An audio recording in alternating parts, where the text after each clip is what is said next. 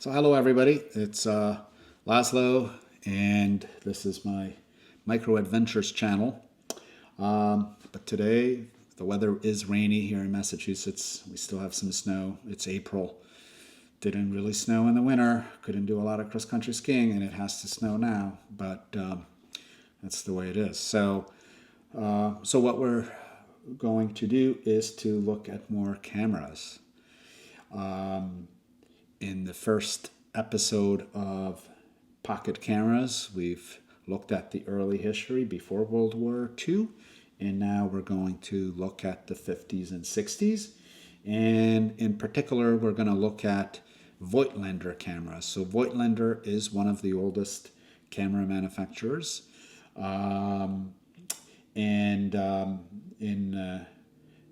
It was a German company, and they long history of making various types of cameras. In the first episode, I showed the Voigtlander medium format folding camera, which was really lovely, and I'm going to showcase their series of cameras from the 50s and 60s, which were targeted at both just enthusiasts, amateurs, and more serious sort of professional photographers as well. And these are all rangefinder cameras or rangefinder style cameras. And starting with the Vito series, which was the one that was more for amateurs. So it was their lowest of the three tiers. And starting with the Vito I, or just Vito originally, and this came out actually right before World War II, but production really started up after World War II. I believe this particular one is right from before World War II, and pretty straightforward cameras, but in my opinion quite beautifully engineered. This one didn't have a rangefinder, so it just had a simple viewfinder to compose, and then you would focus, set your shutter speed and your aperture, and clicked on the shutter. These also folded up. As you can see, it's got the leather belows and folded up, making them quite pocketable, which was quite popular. There were a number of different brands, or all the major ones like Kodak, with the retina cameras that were very, very good cameras that employed this technique of allowing you to fold them up. So after the war, they made the Vito II. It's more or less the same camera in reality, with a more stylish, streamlined top, and very attractive again. And then in 1950 or so, they started to introduce their sort of fixed line Vito series. So now they never call these the Vito A series, but they call these the Vito B series. So this is the Vito B, the first one of this sort of fixed, no longer collapsible style, but still pretty compact, and again, I think beautifully made. This was actually my first Voigtlander cameras that I acquired. It was at a flea market in London that I stumbled upon, and prompted me to attempt to collect the rest in the series, which I'm not even close to doing. But anyway, still very simple, limited number of shutter speeds. This one is a 3.5 lens. Most of the other ones are usually 2.8 aperture lens, and with nothing special, so hence it's just the plain Vito B. And then what makes these things sort of fun to collect is their naming system, because this is the Vito BL. So you can see Vito BL, which included a light meter, and hence the L. So B series with a light meter, and same sort of set of shutter speeds, more or less. This one is now with a color scoper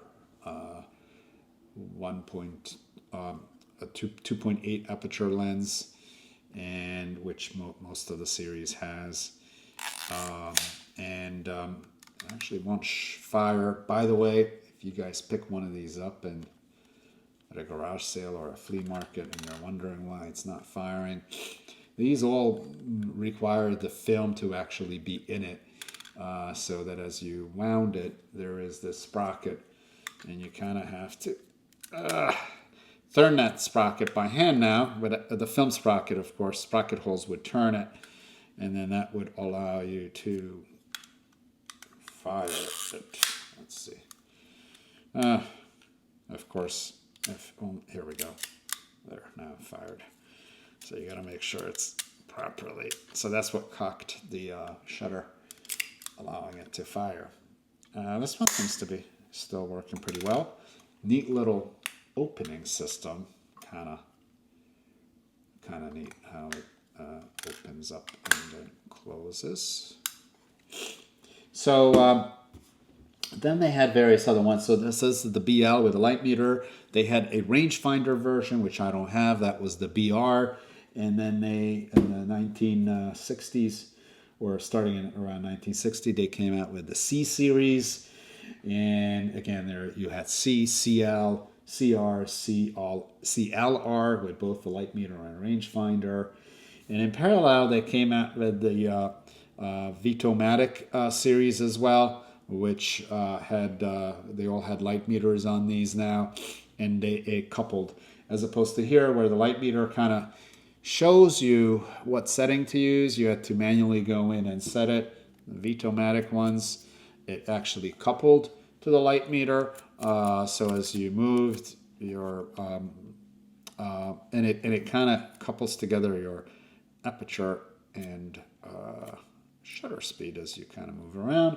And then you can I'm holding it up to the light, but because the light meter on this one actually works, and still not sure how accurate it is. So anyway, so these were the Vitomatic series, and there was a bunch of these. This is Vitomatic II.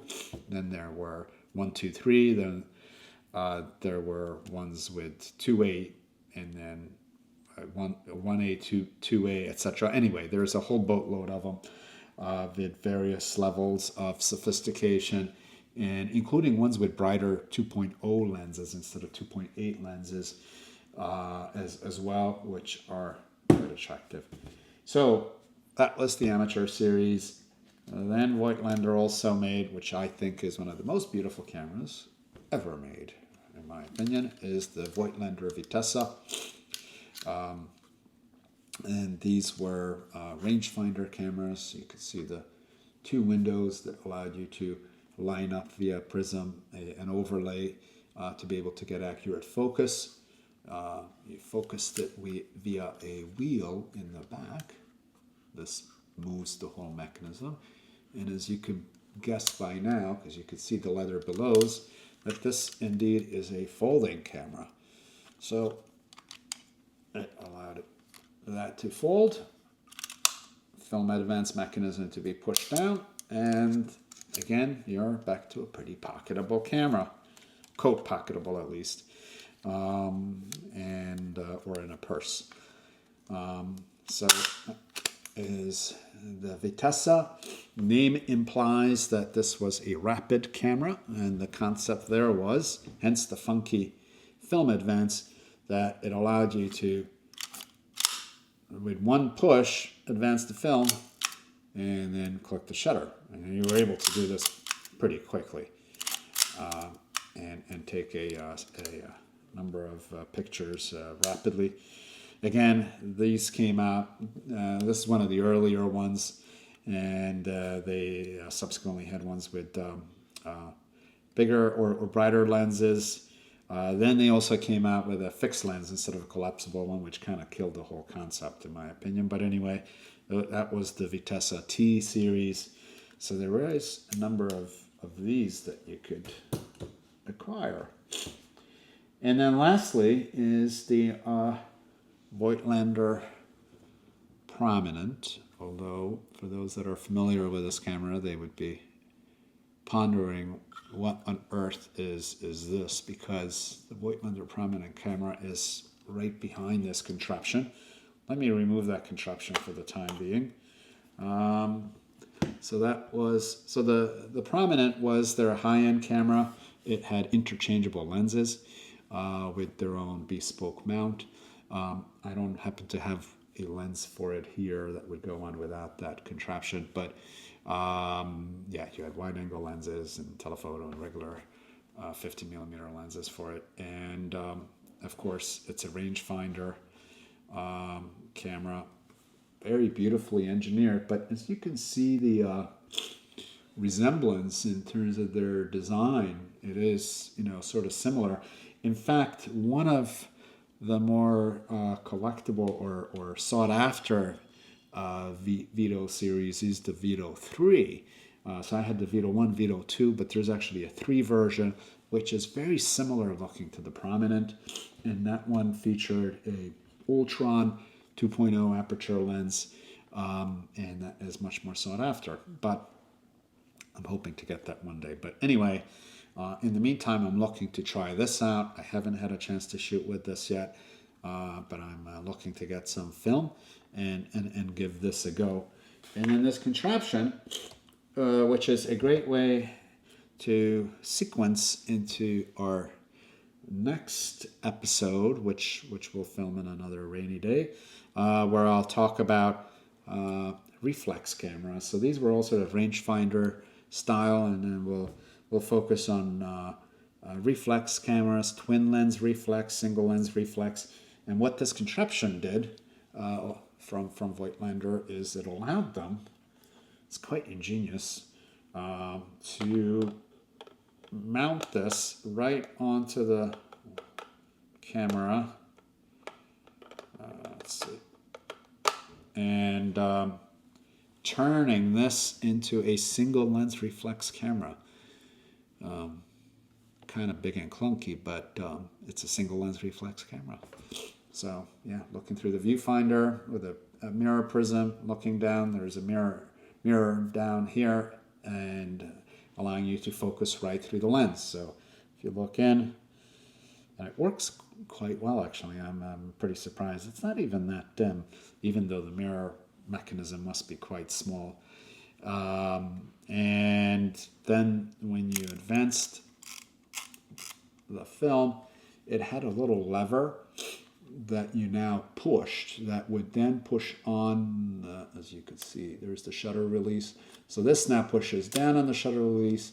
At the same time, it would spring the mirror out of the way, allowing it to take a picture. It's a really, really interesting piece. And very uncommon, because I don't think it was very practical. But anyway, that will be a great segue into the next episode. Well, we'll take a look at single lens, not just single lens, but the reflex cameras and other types of cameras. So please, if you get a chance, subscribe to the channel. As you may guess, or if you look at the other couple videos there, the concept is we're looking at leveraging neat gadgets and transportation, modes of transportation all combined together, and doing adventures on land, sea, and air, and taking pictures and videos in the meantime. So please subscribe. Thanks. Bye.